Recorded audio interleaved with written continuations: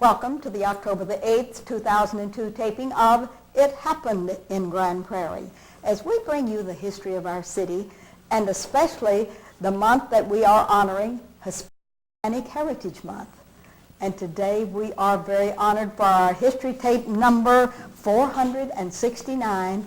We are so pleased to have two families with us today, really, but they're all related, and that's going to make it a very, very nice interview. And it's my pleasure to have on the dais today, first of all, Mr. Joe Almanza. Joe, welcome to the set. Thank you. Yes, and we're going to get back with you in a few minutes, but I need to introduce the rest of the members on the dais. Sure. With your permission? Yes. All right.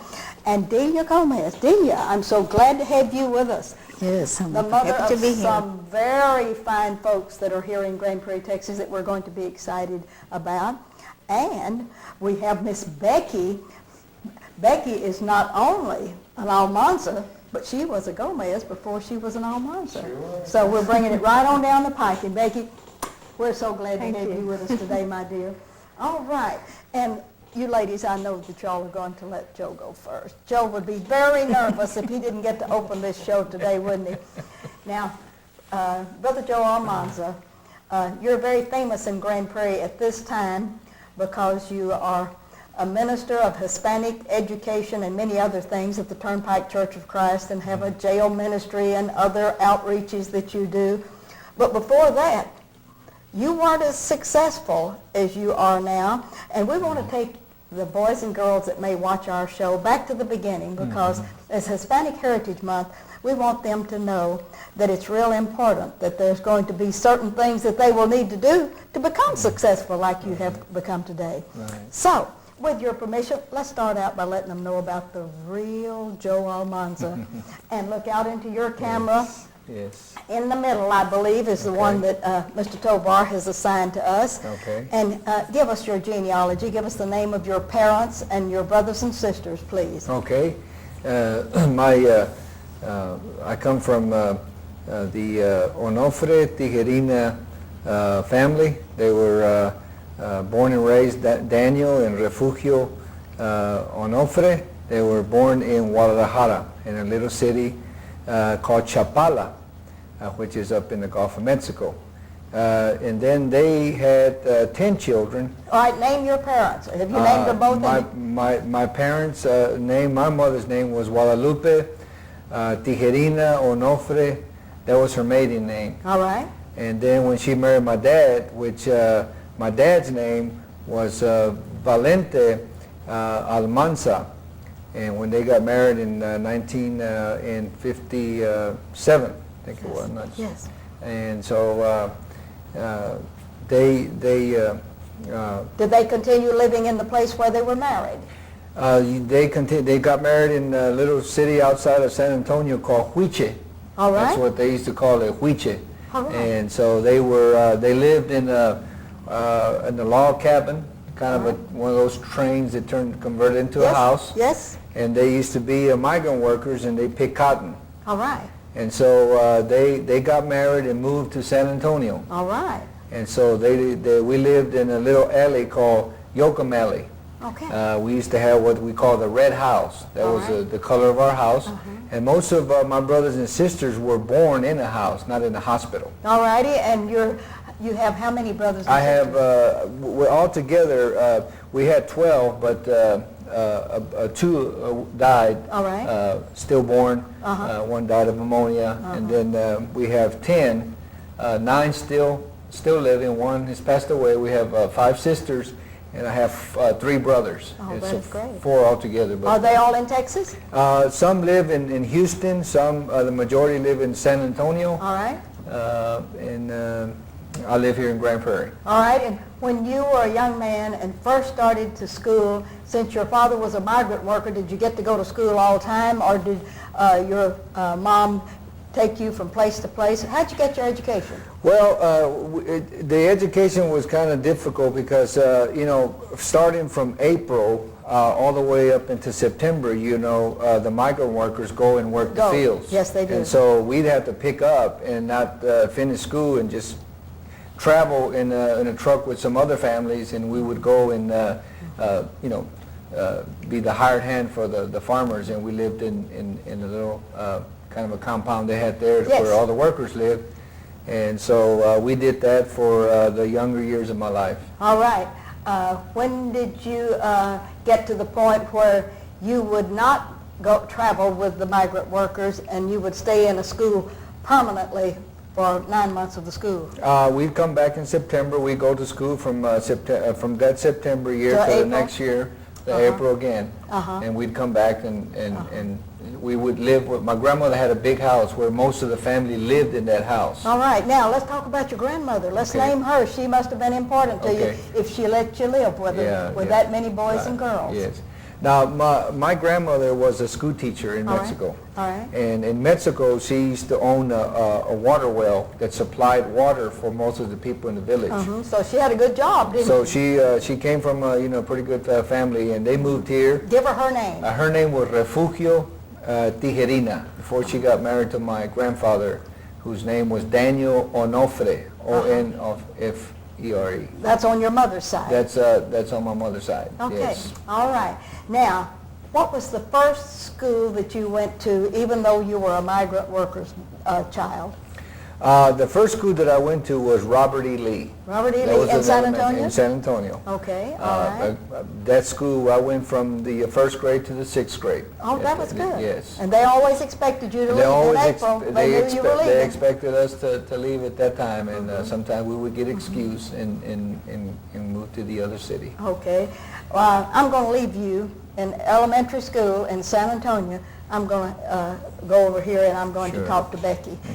Miss Becky, we're just so glad to have you here with a special guest, but would you look out into your camera now and tell us a little bit about Becky's beginnings, just as Joe has done?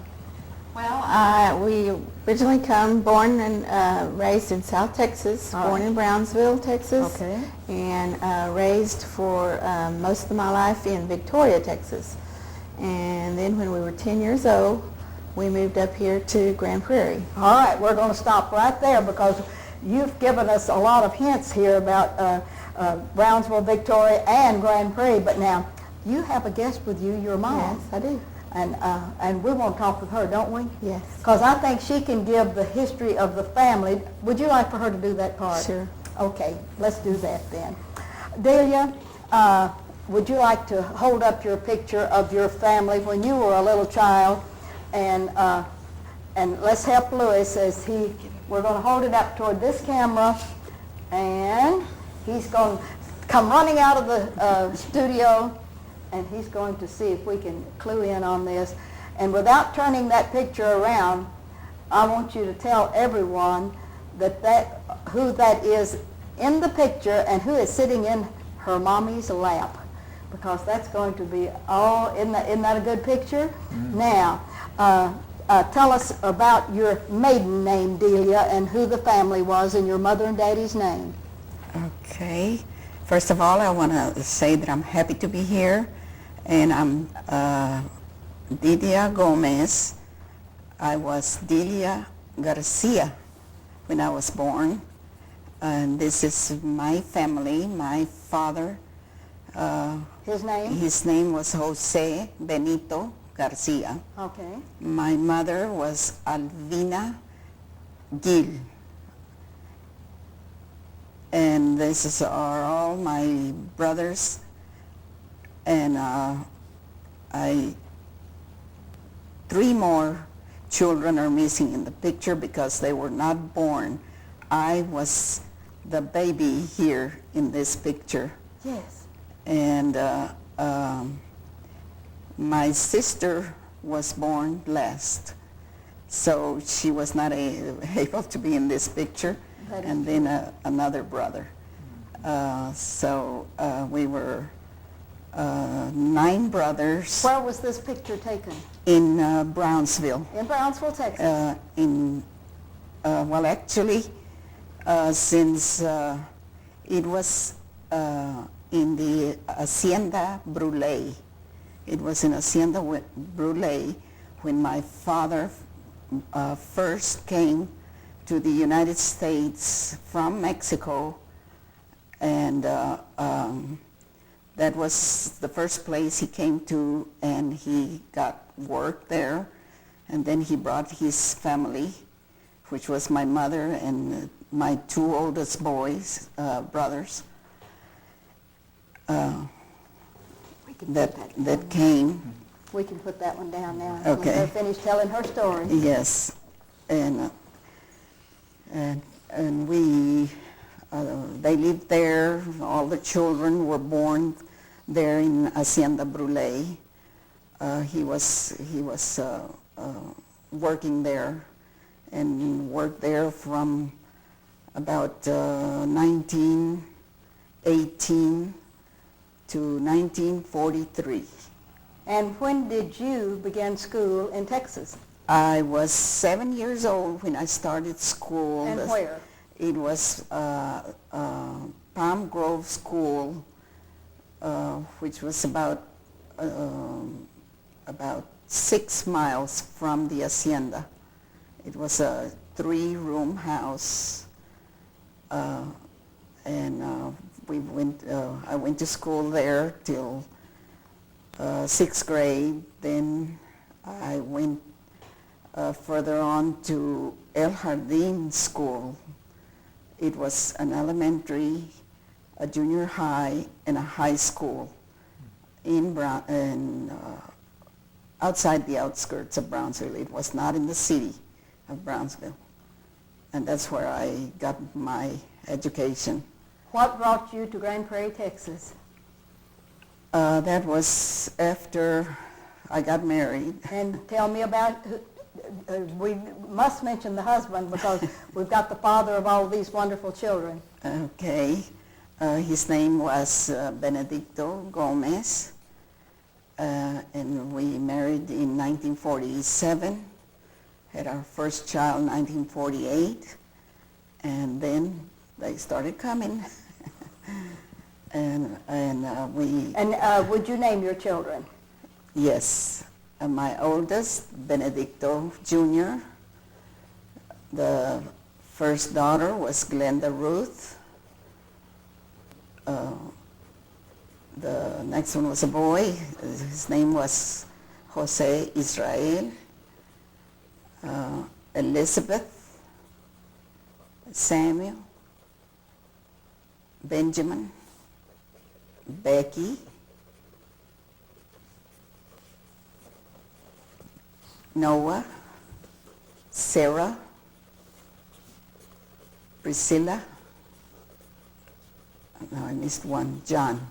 And John, and then Priscilla. John and then Priscilla. Uh-huh. Okay. And James, and my last one was a little girl, Abigail. And those were all my children, which I'm very happy and proud of them. Yes. And your husband is no longer living? No, he passed 4 years ago. Okay, and you've lived in Grand Prairie since when? Since 1970. 1970 Yes. to Grand Prairie. Okay. August of 1970. And I know with this wonderful family, are they all nearby? They're all nearby except 2 in the Houston area. And the 2 in the Houston area are? Benedicto Jr. and Glenda. And Glenda, okay. And 1 in Tulsa, Oklahoma. Okay. And Priscilla in Portland, Oregon. Oh my, Portland, Oregon. It's quite a ways. Yes, that is a long way for you to go, isn't it? Well, we're just glad to have you on the set with us today, and when we get a little farther down the line, we may ask you some more delicious Sure, questions. be glad. Okay, let's get back to Becky. Now, Becky, you hear where you fall in line here with all of these other wonderful, wonderful folks. When did you start the school in Grand Prairie, Texas? Well, when we moved here in 1970, All right. I was about 10 years old, and we lived when they built the house here in Grand Prairie, we lived in Austin Elementary. In the area. Austin Elementary area. So for 6th grade, 1 year, I went to Austin Elementary. Okay. And that is Who was the principal then? Mr. Morton. Mr. Martin, Mr. Delmas Martin. Okay. and we think of him very lovingly. He's a member of our Black Hispanic organization of history that we have in Delaware. So, we're going to tell him that his name was mentioned today. And then on from Austin Elementary, where'd you go? I went to Adams Middle School. I think it was called junior high then. Yes. But Adams, and all 3 years. Oh, who was your favorite teacher there? Mrs. Briggs. I don't know if you remember Miss her or Briggs. not, but she was a reading teacher. And, Okay. she taught us all about reading, and we really liked it. And who helped you a lot? Who was your favorite teacher through elementary and middle school? Well, there was another teacher, Mr. Murphy. Yeah. I believe he's still here in the Grand Prairie District too, and he had a big influence also in class. All right. Yeah. Your favorite subject at Adams? At Adams, I did a little bit of sports, so I think probably sports and Sports. PE. Yeah. PE, yes. was Georgia one of said my favorites. PE and lunch were always her favorite subjects, yeah. And then on to Grand Prairie High School? Grand Prairie You High are School. a pure gopher. I am a gopher, yeah. Oh, yes, yes. And who was your favorite teacher and subjects there? Well, I had Mr. Dubisky, and he's still around too. So he was a great teacher, but one of the best teachers I had that had a big impact was Mrs. French. Yes. And And she Miss French taught has had a French. stroke. Yes. The last I heard, she was still not able to speak, but maybe she is, because that will be real bad for Miss French, because she was a wonderful speaker. Yes. Yes. Okay. And you graduated what year? In 1977. 1977. I'm going to leave you graduating from Grand Prairie High School in 1970. I got to get back to Brother Joe. Okay. Because we have him just out of elementary school and into this junior high thing that he was in. What happened to you after that, Joe, in the junior high? Did you go on to high school, or were you out of there? I went to high school. Okay. And Where? I went to Fox Tech High School in San Antonio. All right. What'd you learn at Fox Tech? Something special? I was taking drafting. Drafting? Yeah, and I really enjoyed that because my Okay. dad used to be an architectural. Yes. So, Yes. All right. And then from Fox Tech, what happened to Joe then? well, then from Fox Tech, in my junior year, I dropped out. Dropped out of school. Okay.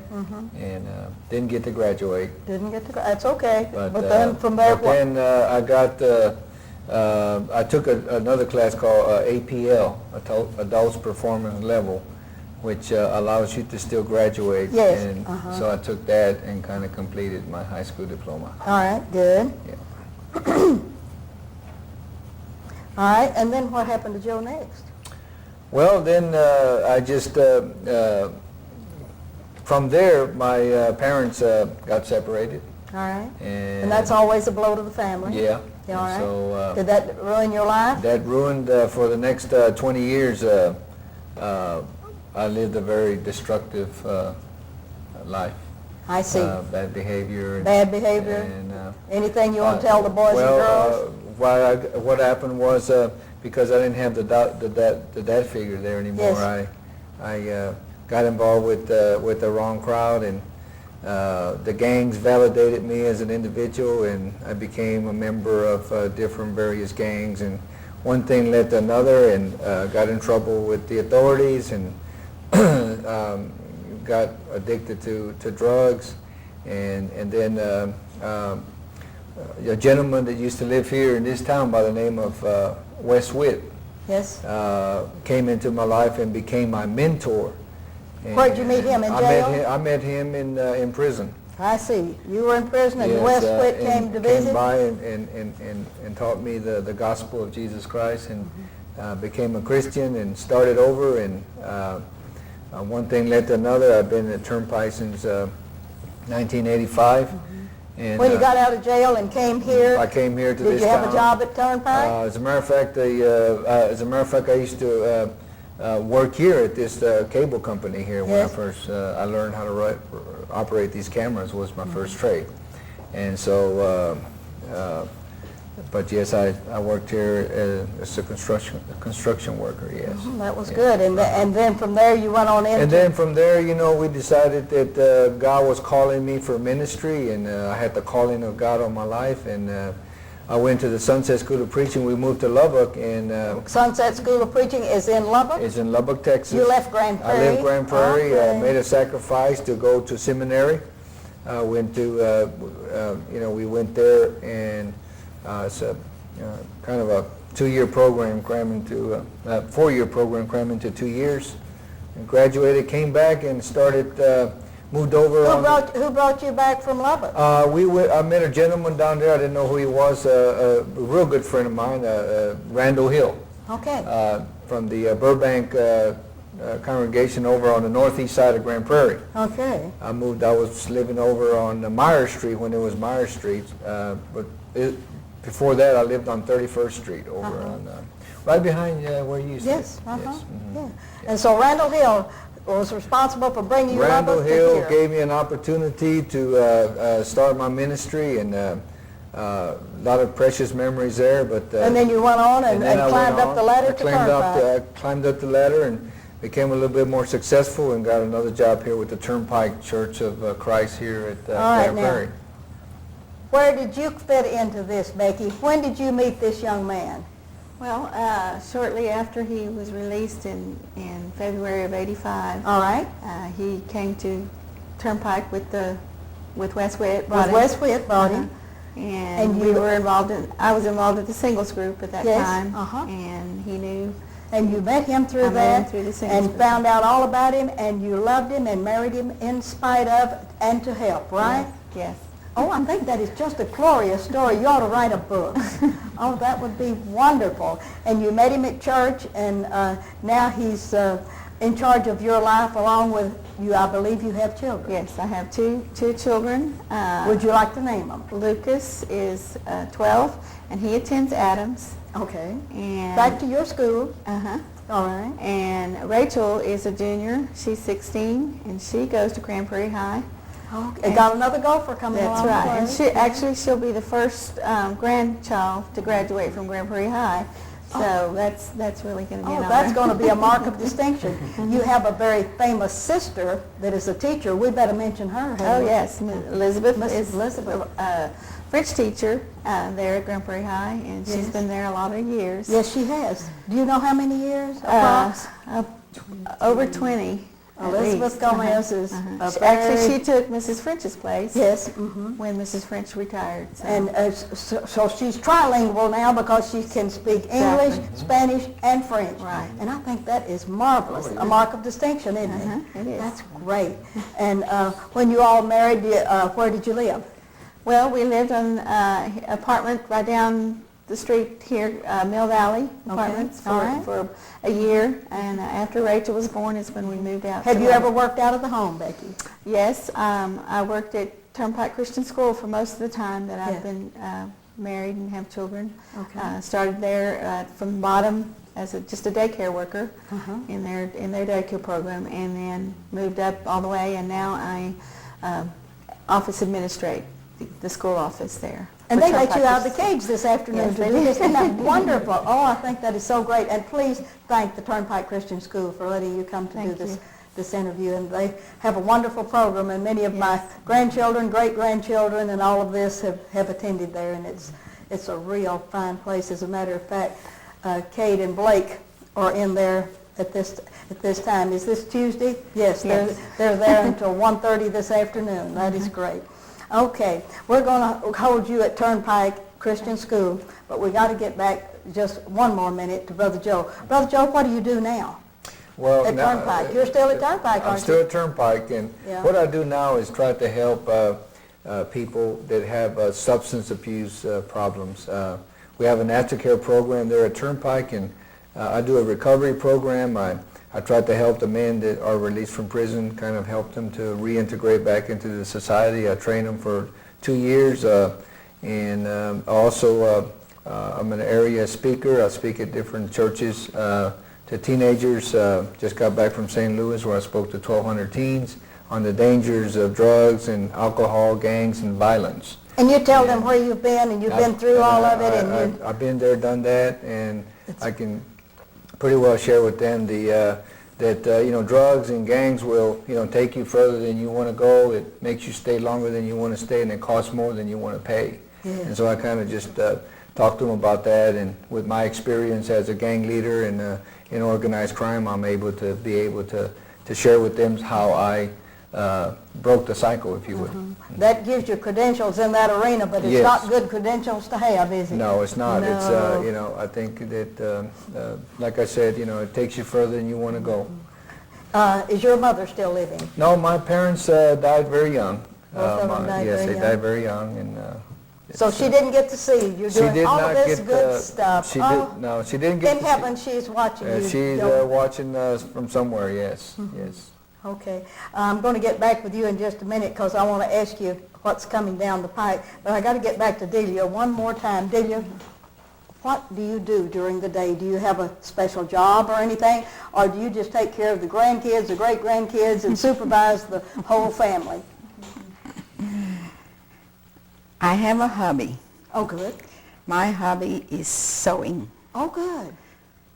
So I sew a lot of crafts, Okay. and I go to arts and craft shows Oh, well, good. and sell my goods, That's wonderful. and I enjoy every bit of it. Oh, that is Every just minute really of it. great. You've had a great Keeps it- life. And oh have yes, I had a great life, and wonderful children. And wonderful How many children. grandchildren? A bunch. a bunch, 20 some odd. 40 some odd, and Christmas is an event, isn't it?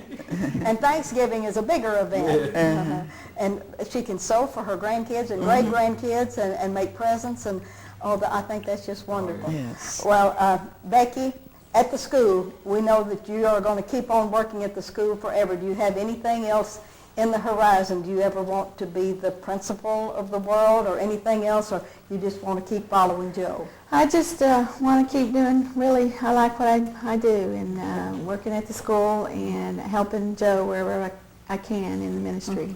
We have about a minute and a half left, Joe, and I'm going to ask you to look out into your camera and talk to the young people. And when I do this, I want you to wind it up because Lewis will cut us off if Yes, we don't do okay. that. And I want you to talk to those young people and really tell them how important it is that they pay attention. You have 1 minute only. Well, let me just say that you can excel and you can go as far as you want because you have the potential to become a very successful person. One of the things that really helped me was a poem that I want to share with you to encourage you to reach that greater heights. And it's a poem entitled, "Somebody Said That It Couldn't Be Done." And somebody said that it couldn't be done, but he with a chuckle replied, well, maybe it couldn't. But he would be one that wouldn't say so until he tried. So he buckled right in with a trace of a grin on his face. If he worried, he'd hit it. And he started to sing as he tackled the thing that couldn't be done, and he did it. You can do it. You can reach for the stars. You can be successful if you really just believe in yourself, because you can do anything if you put your mind to it. And I know that I've had some people in my life that really helped me, some mentors, and if I could ever be of any assistance to you, I want you to call me at the Turnpike Church of Christ here in Grand Prairie, and I can help you and encourage you to succeed in life. Yes. And he said, wind it up. Oh, I hate to cut this off when this has just been delightful. Thank you so much for coming and giving us just a smattering of your life. It has just been wonderful. Thank you. Want to thank you and wish you Godspeed at everything you do. And this is Ruthie Jackson reminding you that history is as we live and do.